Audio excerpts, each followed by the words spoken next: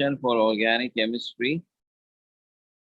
और आपसे कहा ये कि organic chemistry is the chemistry of carbon compound with few exceptions.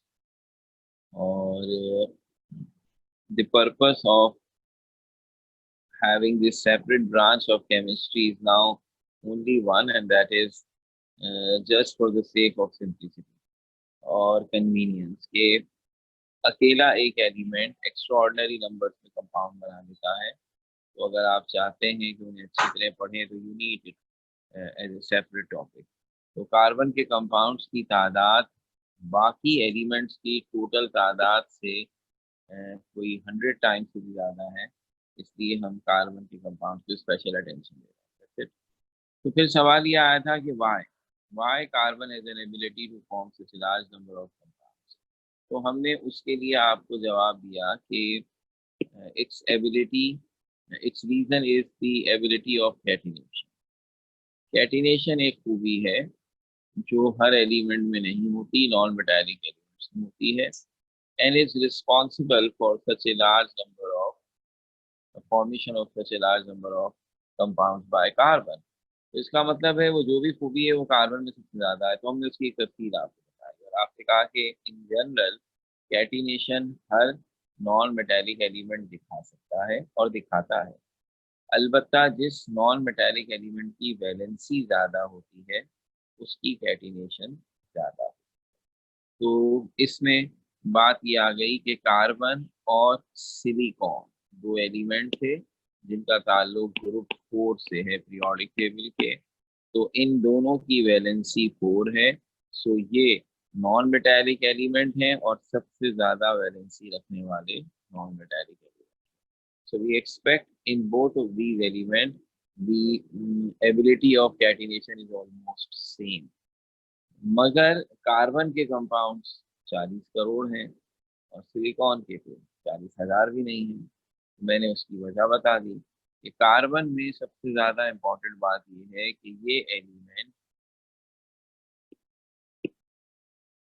और इसके कंपाउंड खासतौर पर आधे से ज्यादा वो हैं जो नेचुरली मुख्तलिफ लिविंग थिंग्स में से हमने हासिल किए हैं। तो बुनियादी तौर पर हमें कार्बन में एडवांटेज ये मिला कि इसके ज़्यादातर कंपाउंड्स बने बनाए मिल गए और फिर उन बनाए कंपाउंड्स को इस्तेमाल करके हमने उनकी मदद से दीगर ऑर्गेनिक कंपाउंड्स बनाए। तो वी हैव रॉ और स्टार्टिंग मटेरियल विद अस।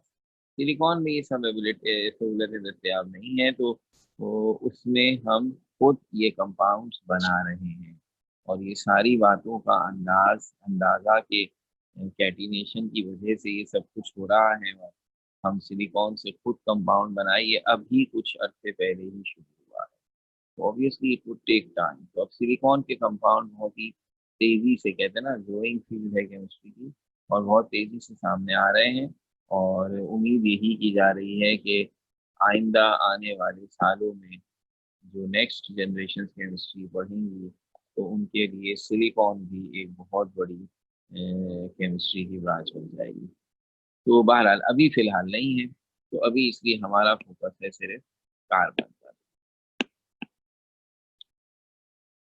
अब हमारा क्वेश्चन कल ये था, अब मैंने आपसे कहा था कि एग्जाम्पल से जरा ये तय करना है कि ये एबिलिटी जिसके तहत एक एटम अपने ही एटम के साथ मिलकर एटम्स की जंजीर बनाता है, कॉल इट कैटिनेशन। तो इसका इतने सारे करोड़ों कंपाउंड बनाने से क्या ताल्लुक।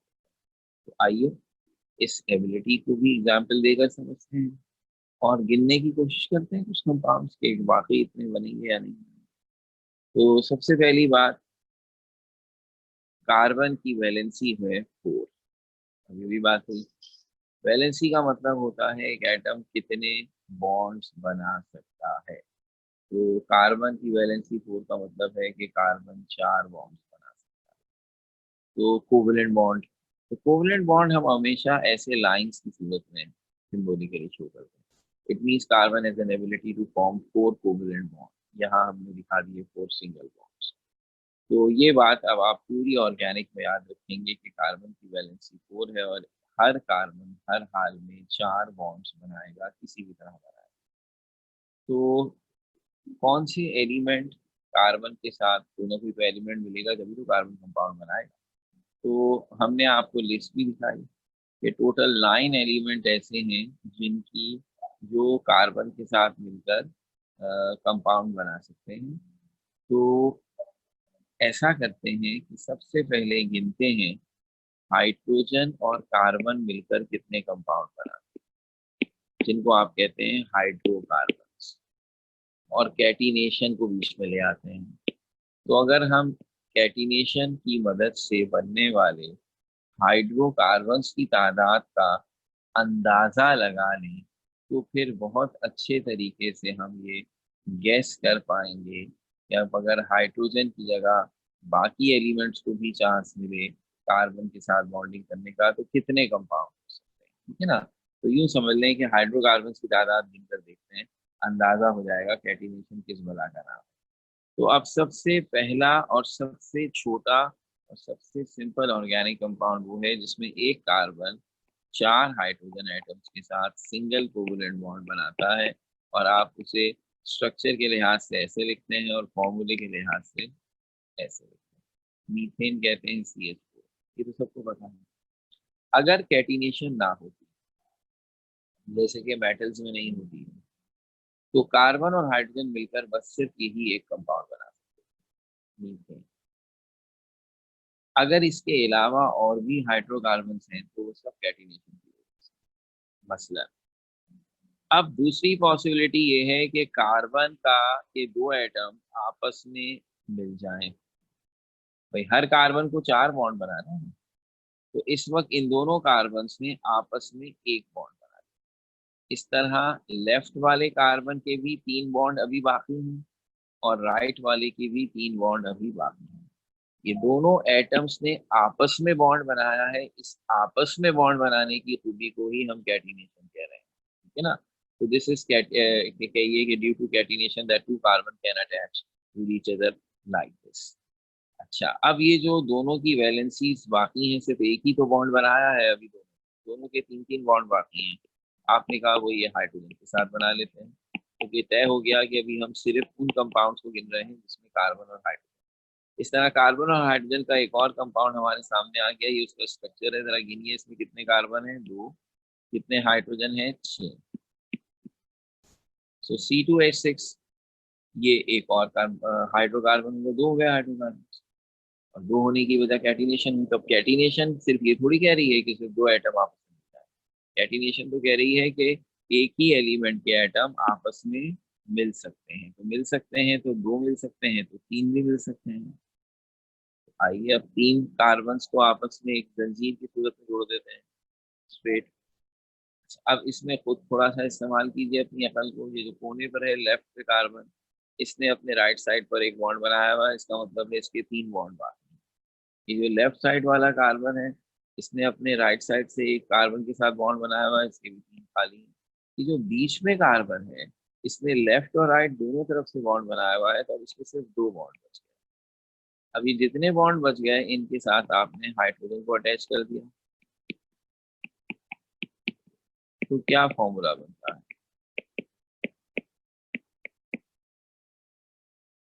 तो फॉर्मूला बनता है C3H। आपको अंदाजा हो गया, ये 3 कार्बन हो गए, ठीक है। कैटिनेशन की खूबी कोई लिमिट नहीं रख रही है कि कितने कार्बन को आप आपस में जोड़ सकते हैं, तो मैं 4 को भी जोड़ सकता हूँ। पर अब थोड़ा थोड़ा आपको भी अंदाजा होगा जब हम 4 कार्बन की चेन बना रहे हैं कि in order to complete all 4 bonds, ये जो कोने पर कार्बन है ये 3 हाइड्रोजन के साथ मिलेंगे, और जो बीच में 2 कार्बन है इनके ऊपर नीचे 2 2 हाइड्रोजन आए। इस तरह हर कार्बन 4 बॉन्ड, फॉर्मूला बना C4H। आपने कहा सर होल्ड ऑन, आप कह रहे हैं कि कार्बन या कैटिनेशन की खूबी में कोई पाबंदी नहीं है, जितने चाहें एटम आपस में मिलकर बॉन्ड बना लें। आपने 1 से शुरू किया, 4 तक पहुंच गए, तो बजाय इसके कि बनाते जाएं, हमने कहा रुक जाए, जरा बता दें कहाँ तक बनाएंगे, ताकि हम खुद ही अंदाजा लगा लें कितने हाइड्रोकार्बन हैं, क्योंकि अब आप 5 बना देंगे, फिर आप 6 बना देंगे, फिर आप 7 बना देंगे, तो इसी तरह चलता रहेगा।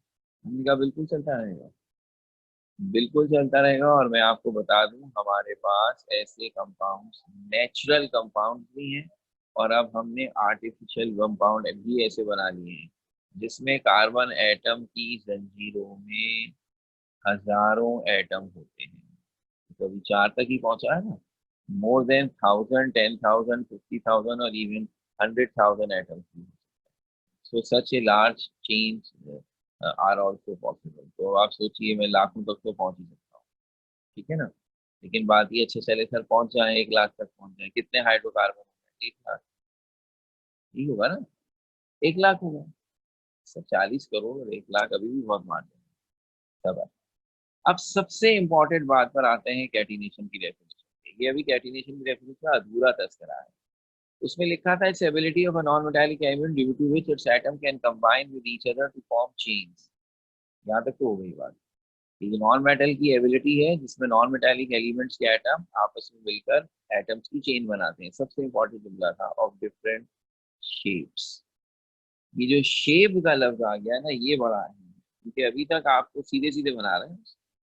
तो 4 कार्बन तक तो हम शराफत से चल रहे हैं। अब हम आपको एक नई बात बताते हैं, बजाय इसके कि मैं कहूँ अब 5 कार्बन वाली चेन बना दें, मैं कह रहा हूँ कि ये जो 4 कार्बन है जिनको फिलहाल आपने स्ट्रेट चेन में मिलाया है, ये एक और डिजाइन के साथ या एक और शेप के साथ भी मिल सकते हैं, जिसमें 4 में से 3 कार्बन एक लाइन में हो और चौथा कार्बन बीच वाले कार्बन के साथ अटैच हो। इस तरह अगर आप नोटिस करें, तो ये जो बीच में कार्बन आ रहा है ना, जिसके तीनों जानिब कार्बन है, इसके 3 बॉन्ड हो गए, इसका सिर्फ एक बॉन्ड रह गया, वो हाइड्रोजन। बाकी ये जो 3 कार्बन कोनों पर है, लाइट लेफ्ट और नीचे, इन सब के एक एक बॉन्ड बना हुआ है, तो इन सब के साथ 3 3 हाइड्रोजन और लगेंगे, क्योंकि हर कार्बन को हर हाल में 4 बॉन्ड बनाना है। जरा देखिए, ये टेढ़ा मेढ़ा डिजाइन बनाया हमने 4 कार्बन का, इसमें कितने कार्बन है? 4। कितने हाइड्रोजन है? 10। यानी स्ट्रक्चर 5 का भी फॉर्मूला C4H10 है, और स्ट्रक्चर 4 का भी फॉर्मूला C4H। दो इंतहाई अहम बातें आपके सामने आ गई। बात नंबर 1 ये आ गई कि कैटिनेशन की खूबी में आप सिर्फ ये नहीं करेंगे कि नॉन मेटालिक एलिमेंट के एटम्स एक एक करके जोड़ते जाएं और स्ट्रेट चेन बढ़ाते चले जाएं। नो, आपको अब थोड़ा सा अकल और दिमाग इस्तेमाल ये भी करना है कि ये एटम जिस जिस डिजाइन के साथ मिल सकते हैं, ये उसी डिजाइन के साथ मिलते हैं। वो डिजाइन स्ट्रेट चेन भी हो सकता है, इस तरह से ब्रांच भी हो सकता है, और भी कोई अगर जहन में आता है तो वो हो सकता है। तो दूसरी अहम बात आपने क्या देखी है कि जब हमने ये 4 कार्बन वाले कंपाउंड को दो अलग अलग शेप्स के साथ या डिजाइन्स के साथ बनाया है, तो एक खास बात आपको क्या नजर आई कि मैंने दो ऐसे स्ट्रक्चर बनाए हैं जो एक दूसरे से डिफरेंट हैं, जिसमें 4 कार्बन और 10 हाइड्रोजन दो अलग अलग स्टाइल्स या शेप्स के साथ मॉलिक्यूल बना रहे हैं, और दोनों का फॉर्मूला सेम है, C4H10 C4।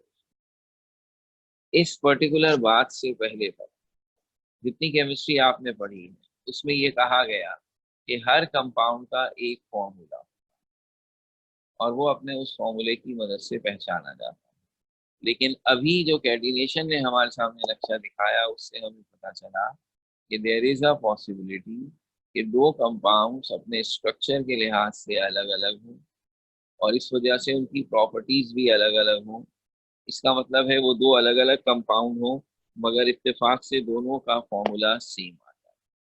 तो कैटिनेशन ही की वजह से ये एक खूबी ये भी आ जाती है कि ऐसे कंपाउंड भी पॉसिबल हैं जिनका फॉर्मूला सेम हो, मगर दे हैव डिफरेंट स्ट्रक्चर्स।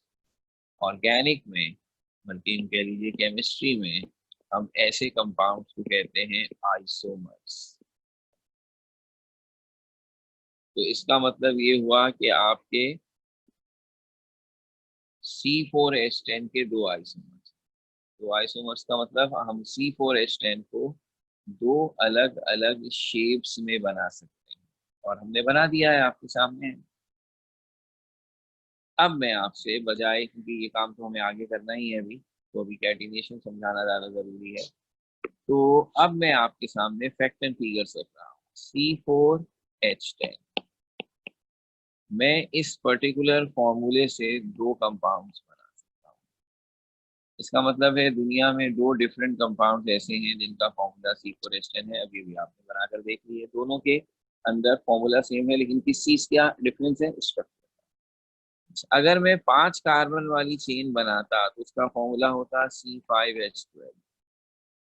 जब 4 कार्बन दो अलग अलग डिजाइन के साथ बनाए गए हैं, तो 5 कार्बन और 12 हाइड्रोजन 3 अलग अलग डिजाइन के साथ बनाए जाते हैं। यानी मैं C5H12 को 3 अलग अलग स्टाइल से या 3 अलग अलग शेप्स की सूरत में बना सकता हूँ, और बनाऊंगा मैं आगे। अभी तो फिलहाल मैं सिर्फ आपको तादाद गिना रहा हूँ, हमारा टॉपिक होगा उसी वक्त देखेंगे तो ज्यादा अच्छा है। अच्छा, फिर आपके दिल में आएगी बात, ओके C6, अगर मैं 6 कार्बन वाला कंपाउंड ले लूँ तो उसका फॉर्मूला बनता है C6H12H14। अब अगर आप खुद अपनी अकल से फैसला करें तो आप भी थोड़ा थोड़ा बात को समझ पाएंगे। ये 4 कार्बन के कॉम्बिनेशन दो थे, 5 कार्बन के कॉम्बिनेशन 3 हो गए। अब जितने जितने कार्बन आप बढ़ाते जाएंगे, आप उतने ज्यादा उनके डिजाइन या कॉम्बिनेशन बना सकते हैं। तो C6H14 के दुनिया में 5 मुख्तलिफ स्ट्रक्चर, इसका मतलब है 5 मुख्तलिफ कंपाउंड ऐसे हैं जिनका फॉर्मूला C6H14। आसान लफ्जों में बात करूं तो C6H14 के 5 आइसोमर हैं। अच्छा, C7H16 जिसमें 7 कार्बन हो, उस हाइड्रोकार्बन के टोटल 9 आइसोमर हैं। C8H18 के 18 आइसोमर हैं। C9H20 के 35 हैं। C10H35 H22 के 70।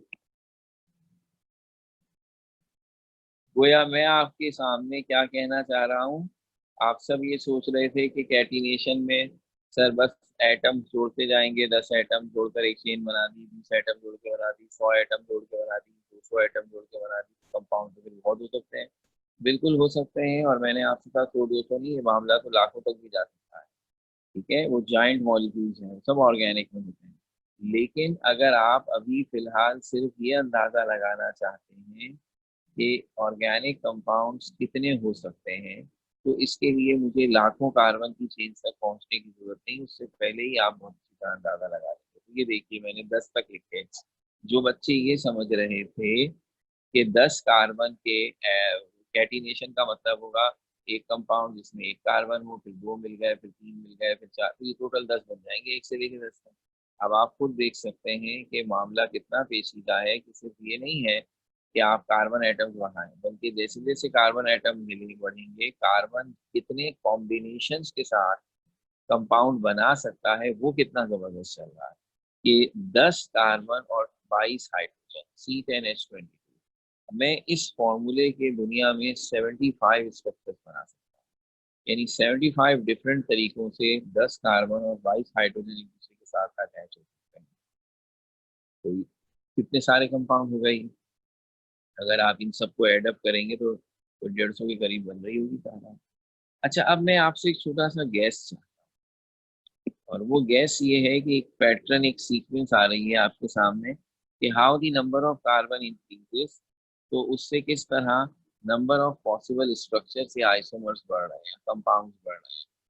तो अगर मैं आपसे ये सवाल करूं कि मैं लाखों कार्बन की बात नहीं कर रहा हूँ, अगर मैं 10 के बढ़ाकर 40 कार्बन करूँ बस, और इसमें हाइड्रोजन मैं बता देता हूँ आपको 82 बनेगी, तो 40 कार्बन वाली चेन जिसमें 82 हाइड्रोजन भी है, वो आपके ख्याल में कितने कंपाउंड्स बना सकता है?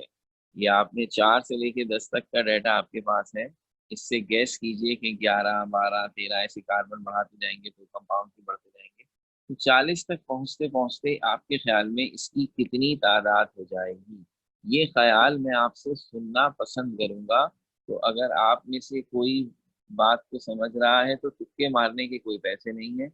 हाँ, मैं ये हेल्प भी जरूर करूंगा कि अगर आपने ज्यादा तादाद बता दी एक्चुअल जवाब से, तो ये गाइड कर दूंगा कि थोड़ा कम कीजिए, और अगर आपने कम तादाद बता दी तो मैं आपको गाइड कर दूंगा कि थोड़ा ज़्यादा कीजिए ताकि सही जवाब तक पहुंच सके। तो हैंड रेस कीजिए और मुझे बताइए सबसे पहले कौन अपना अंदाजा शेयर करना चाहेगा कि अगर कार्बन एटम्स की तादाद कैटिनेशन की वजह से 10 कार्बन वाले कंपाउंड के लिए 75 हो सकती है, तो 40 कार्बन वाले कंपाउंड के लिए अंदाजन कितनी हो जाए। तो रिजा अनवर ने सबसे पहले बहादुरी का फैसला किया और हमें बताने की का इरादा किया है। तो रिजा बताइए, आपके ख्याल में, मैंने आपको अनम्यूट किया है बेटा, माइक खोलिए और मुझे बताइए आपके ख्याल में ये तादाद कितनी। जोर से बेटा, बहुत हल्की आवाज आ रही है। 1000 हो जाएगी। चले, बस ये रिजा का जवाब हमारे सामने आ गया और ये मैं आपको बता रहा हूँ कि मजे का काम है, आपको खुशी होगी तो कोई अपने आप को गिल्टी फील ना करे जब जवाब उसका आखिर में गलत हो जाए, कोई ऐसी परेशानी की बात नहीं। सीरत जमाल, आपको मैं सिर्फ ये हिंट दे रहा हूँ कि रिजा का जवाब थोड़ा कम है, तो आप तादाद बढ़ाइए।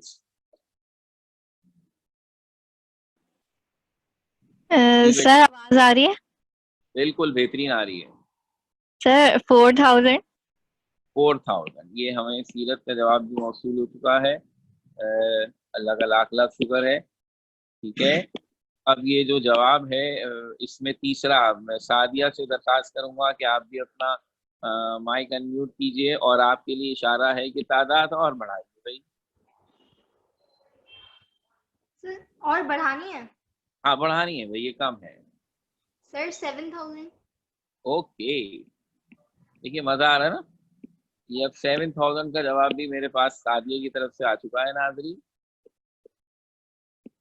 और मैं चाहूंगा कि अभी क्या कोई लड़का मौजूद नहीं है क्या, कोई एक, मतलब वो भी आ जाता तो अच्छा हो जाता। चलो कोई बात नहीं, नाइला आपकी बारी है बेटा।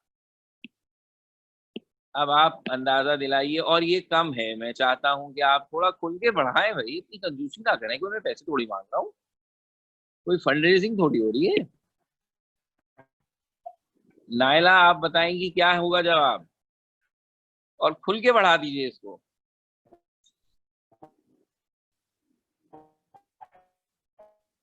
आवाज नहीं आ रही है। 9000। अभी यार ये खुल के बढ़ाया है। अच्छा, अब ऐसा है कि जिस स्पीड से आप लोग कंजूसी से तादाद को बढ़ा रहे हैं, तो ये सही बता रहा हूँ, हमें कोई 5-6 साल लग जाएंगे सही जवाब तक पहुंचते पहुंचते। तो मैं आपको खुद ही ना बता दूं जवाब, क्या अच्छा हो जाए ना। ये जवाब है तकरीबन 62,461। अच्छा, अब इसको देखकर कोई बच्चा कहेगा हाँ 9000 वाला मैं बहुत करीब था, तो मैं कहूंगा सबर, पहले मेरी पूरी बात हो जाए। ये है 62,461 बिलियन। सोचिए आप, आपके तसव्वुरात में भी ये नंबर नहीं आ सकता था, ये 1000, 4000, 7 गरीब गुरबा वाले नंबर आप मुझे बता रहे हैं। ये है 62,461 बिलियन। बिलियन समझते हैं, यानी मैं, मुझे पूरा नंबर याद नहीं आता, वो आगे 9 डिजिट्स और हैं, मैं क्या क्या याद रखता फिरूं। तो ये तकरीबन आप यूं इसे लिख सकते हैं, 62,461 into 10 की power 9। This much number is possible for the one formula। ये नाकाबिले यकीन बात बता रहा हूँ, क्योंकि मैंने जो ऑर्गेनिक कंपाउंड टोटल बनाए हैं वो सिर्फ 40 करोड़ हैं। ये 62 अरब, अगर मैं उर्दू में बात करूँ तो है। तो हमने तो सिर्फ 40 करोड़ बनाए हैं, तो यही तो आपसे कह रहे हैं, हमने तो अभी कुछ भी नहीं बनाया है, सिर्फ इस फॉर्मूले के कंपाउंड बताए हैं मैंने आपको, ये सारे टोटल गिन के नहीं बताए हैं। जाहिर सी बात है, जो C39H80 होगा उसके थोड़े से इससे कम होंगे, और जो C41H84 होगा उसके तो इससे भी ज्यादा होंगे। मैं तीनों को जमा कर दूं तो ये पता नहीं कितने बिलियन बिलियन बिलियन बिलियन बन जाएंगे। और ये सिर्फ अभी आप हाइड्रोकार्बन गिन रहे हैं। तो ये मैंने आपको बताया है व्हाट इज कैटिनेशन। यानी अगर आपके पास 40 कार्बन और 82 हाइड्रोजन 82 हाइड्रोजन है तो आप उनको इतने ज्यादा स्ट्रक्चर्स में कन्वर्ट कर सकते हैं अकॉर्डिंग टू कैटिनेशन। ये है इसका हुस्न। और अब आप ये भूल जाइए कि आप ऑर्गेनिक कंपाउंड्स की तादाद गिन पाएंगे। मैंने तो सिर्फ अभी आपके सामने हाइड्रोकार्बन्स रखे हैं। इनकी जगह अगर मैं फर्ज कर लीजिए हेलोजन ऑक्सीजन और बाकी सारे एलिमेंट भी डालूं तो पता नहीं ये कितनी बड़ी तादाद हो जाएगी। इसीलिए ऑर्गेनिक वाले कहते हैं कि अभी तो हमने ऑर्गेनिक की दुनिया में कदम रखा है। ये 40 करोड़ कंपाउंड बनाना तो समझो हमने समंदर के पानी में से एक कतरा निकाला है तो पूरा समंदर पड़ा है। तो जो ऑर्गेनिक कंपाउंड असल में बनाए जा सकते हैं उनकी तादाद अनबिलीवेबल है। ठीक है। तो अब हो ये रहा है कि महज को ये गिनती तो पूरी नहीं करनी है ना, हम उन एरियाज पे ज्यादा रिसर्च करते हैं जिनसे हमें ये उम्मीद होती है कि इधर से जितने नए कंपाउंड हम बनाते जाएंगे उनका हमें अपनी अमली जिंदगी में कोई फायदा भी होगा। अब ऑब्वियसली इतनी सारी तादाद में हर कंपाउंड डायरेक्टली हमें कोई ज़बरदस्त किस्म का फ़ायदा पहुंचाए ये ज़रूरी तो नहीं है। तो जहां हमें कोई ख़ास फ़ायदे नज़र नहीं आ रहे उन एरियाज़ पर कम तवज्जो दी जाती है, जहां ज़्यादा फ़ायदे नज़र आ रहे हैं उन एरियाज़ पर ज़्यादा तवज्जो दी जाती है। तो ये पूरी जो मैंने आपके सामने कहानी शेयर की है उस कहानी का मकसद सिर्फ एक है और ये था कि आपको ये बता सकें कि कैटिनेशन की खूबी असल में है क्या। ये सिर्फ अभी शुरू हुई है बात, याद रखिएगा अभी ये बहुत कुछ होना है। अभी तो मैं बहुत आहिस्ता आहिस्ता मजे ले रहा हूँ तकरीबन, ये समझिए। तो पता ये चला कि कार्बन के एटम आपस में एक दूसरे के साथ मिलकर इतनी सारे शेप्स और कॉम्बिनेशन से मिल सकते हैं कि उनके नंबर ऑफ पॉसिबल कंपाउंड्स तो इनफाइनाइट बनते हैं। ठीक है, बादलों की गरज आपको यहाँ भी सुनाई दे रही होगी और आपके घर पे भी आपको सुनाई दे रही होगी। तो तवाईदार किस्म की बारिश मुझे लग रहा है बाहर शुरू हो चुकी। कोई बात नहीं, हमारी ये जो जब मौर्रिख तारीख लिखेगा तो बताएगा वो कि जब सारी दुनिया बारिश के मजे ले रही थी तो दुनिया में एक टीचर था और उसके साथ ये तकरीबन 60 बच्चे थे जो ऑर्गेनिक पढ़ रहे थे और यही दुनिया में इंशाल्लाह इतिहास लिखेंगे, तारीख कलम बंद करेंगे, कोई मसला नहीं। तो अब ये मज़े की बात, अभी बहुत कुछ होना है, अभी बहुत आराम आराम से मैं इसीलिए चल रहा हूँ। तो अब हमें ये अंदाज़ा हो गया। मैं फिर बता दूँ कि हमारी मतलब आपके सोचों में भी नहीं आ सकती क्योंकि अभी तो मैंने कुछ किया ही नहीं है। ये जो मैंने आपको इतनी लंबी फिगर बता के परेशान किया है ये सिर्फ और सिर्फ हाइड्रोकार्बन्स की भी एक टाइप है। ये भी पूरे हाइड्रोकार्बन्स भी नहीं हुए। मैं हेलोजन्स लाऊं, ऑक्सीजन लाऊं, नाइट्रोजन लाऊं, सल्फर लाऊं, फास्फोरस, ये तो बहुत बात की बात है। ये कार्बन और हाइड्रोजन वाले ऑर्गेनिक कंपाउंड जो हैं ये अभी आप उस पर ही काबू इसलिए नहीं पा सके हैं कि ये एक टाइप के हाइड्रोकार्बन हैं जिसको मैंने अभी बनाने की कोशिश की थी कैटिनेशन के जरिए। दूसरी टाइप वो है जिसमें मैं कार्बन और कार्बन के बीच में सिंगल बॉन्ड की जगह डबल बॉन्ड भी डाल सकता हूँ, ट्रिपल बॉन्ड भी डाल सकता हूँ। मैं कार्बन के एटम्स को सिर्फ स्ट्रेट और ये ब्रांच टाइप में नहीं, साइक्लिक अंदाज में भी अरेंज कर सकता हूँ। सो आई हैव मेनी ऑप्शंस और उससे इतनी पॉसिबिलिटीज हैं और सब हम पढ़ेंगे, फिक्र की कोई बात नहीं है। तो अब ये मैंने काम किया कि आपको ये बेसिक बातें बता दी कि ऑर्गेनिक कंपाउंड, कार्बन के कंपाउंड और कार्बन के कंपाउंड्स की ज़्यादा होने की सबसे बड़ी वजह है कैटिनेशन। कैटिनेशन का थोड़ा बहुत आपको अंदाज़ा अभी हो गया, बाकी और होगा इम्तिहान में। तो ज़ाहिर सी बात है उसकी डेफिनेशन लिखेंगे, इतनी सारी एग्जाम्पल्स लिखने की कोई ज़रूरत नहीं होती। लेकिन ये अपने समझने के लिए है और वो समझने का प्रोसेस अभी जारी है। तो अब हम क्या करेंगे, अब हम चाहते हैं कि हम ऑर्गेनिक पढ़ें। अच्छा, अब ऑर्गेनिक पढ़ने के लिए मैं किताब की सीक्वेंस में नहीं चलूंगा, पहली बात समझा दूं। मैंने इसलिए शुरू में ही आपसे कहा था बस मेरी मानेंगे तो इंशाल्लाह ऑर्गेनिक में मजे करेंगे। और मेरी मानेंगे में एक थोड़ी सी शर्त ये है कि बुक ने ठीक है अपनी एक स्ट्रेटजी से उन्होंने टॉपिक्स शेयर किए हैं, लेकिन मैं ये समझता हूँ कि जो काम उन्होंने 2-3 टॉपिक्स पढ़ाने के बाद किया है मैं उसे पहले कर रहा हूँ।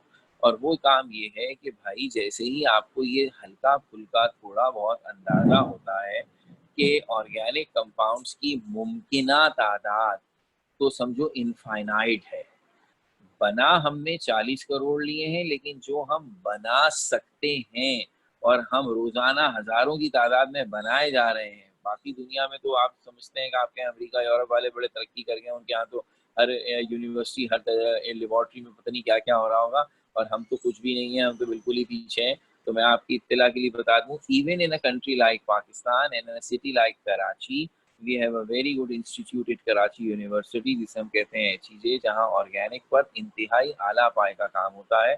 और इवन वो लोग भी नित नए ऑर्गेनिक कंपाउंड बनाते रहते हैं। खुद मैं पर्सनली अपने कुछ कलीग्स को जानता हूँ, अपने क्लास फेलोज को जानता हूँ, जिन्होंने इस पे काम किया है, पीएचडी ली है, और वो नए ऑर्गेनिक कंपाउंड, यानी जो किसी और ने नहीं बनाया और पहली दफा उन्होंने बनाया, उन्होंने खुद बनाए हैं।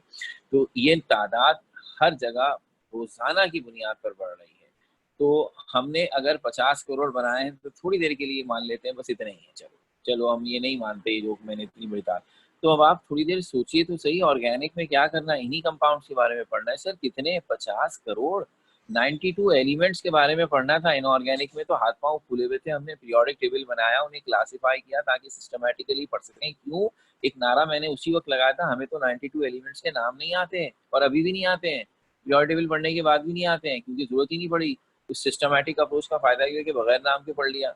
अभी अभी जो 50 करोड़ कंपाउंड है, इनका क्या करें? आपसे ये नहीं कह रहे कि इनके नाम के रट्टे लगा लें, लेकिन इन 92 एलिमेंट्स के नाम तो हैं, किताब खोलकर पढ़ तो सकते हैं। ये बताइए 50 करोड़ नाम कहाँ से लाऊंगा? क्योंकि नाम का मकसद होता है पहचानना, तो मतलब है तमाम के तमाम अलग अलग नाम होने चाहिए, कहाँ से लाऊं?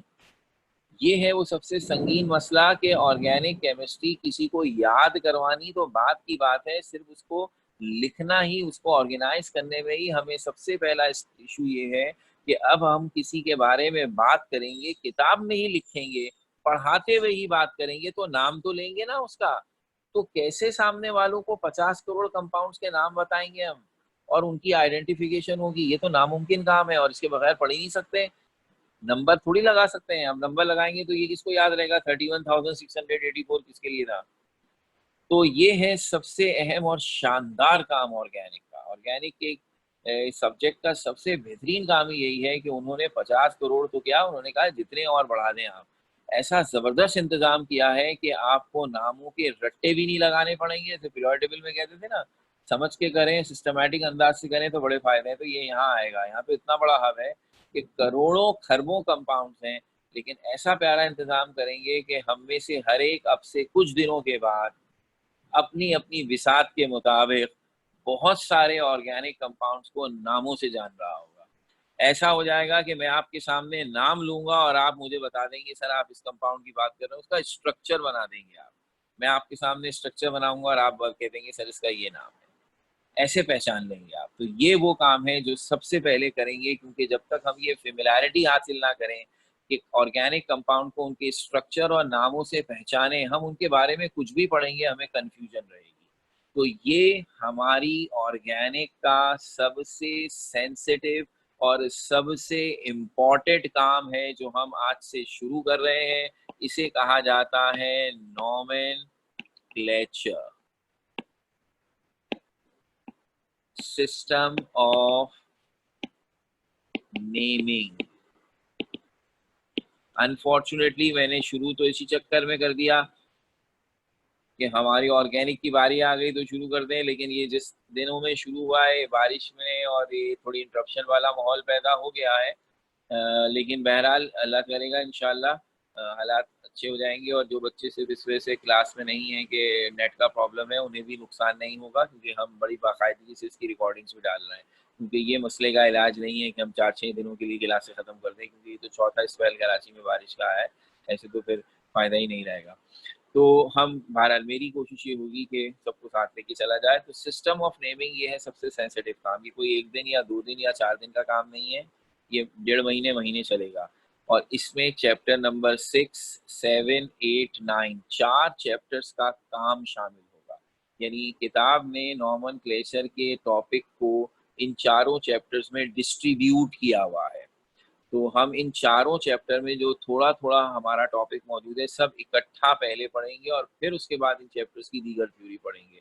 तो चूंकि ये काफ़ी बड़ा हब हो जाएगा, इसलिए इस पे टाइम भी लगेगा और ये बहुत इंपॉर्टेंट काम होगा, इसके बगैर हम ऑर्गेनिक में एक कदम नहीं चल सकते। नंबर 1। नंबर 2, सिर्फ इसलिए नहीं ये पढ़ रहे हैं कि इसको पढ़ने से हमें बाकी टॉपिक्स को पढ़ने में आसानी होगी, ये खुद इम्तिहान में भी आता है। तो तकरीबन यूं समझ लीजिए कि 2 सवाल इम्तिहान में सिर्फ इसके आते हैं, नॉमेनक्लेचर के, 5-5 मार्क्स के अप्रॉक्सीमेटली, जिसमें हिसाब क्या होता है कि हमें इसमें क्या सीखना है कि अगर कोई कंपाउंड हमें दिया जाए, उसका स्ट्रक्चर बना कर दे दिया जाए, तो हम उस स्ट्रक्चर को देखकर ये बता सकें कि इसका नाम क्या है। नाम दिया जाए तो हम उस नाम को देखकर उसका स्ट्रक्चर बना लें। तो ये 2 काम जो हैं, अलग अलग 2 सवालात होते हैं जो इम्तिहान में आते हैं, ये तकरीबन 10 मार्क्स के हैं। तो समझो 10 मार्क्स तो प्योरली इसी काम के हैं, और फिर इसकी वजह से जो पूरा ऑर्गेनिक का सेक्शन कवर हो रहा है उसकी तो अहमियत ही अलग है। तो नॉमेनक्लेचर, जैसे कि मैंने हेडिंग में डाल के कह दिया कि ये है सिस्टम ऑफ नेमिंग, एक ट्रिकी सिस्टम है नाम देने का। अच्छा, इसकी थोड़ा सा बैकग्राउंड समझना जरूरी है। सबसे पहली बात ये कि पूरी हमारे सिलेबस में जितने भी हैं उसमें 3 बड़े सिस्टम हैं जो नामों के हम इस्तेमाल कर रहे हैं। एक कहलाता है ट्राइवियल सिस्टम, एक कहलाता है कॉमन नेमिंग,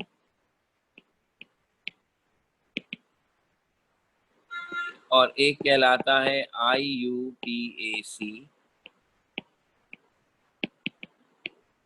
नेमिंग।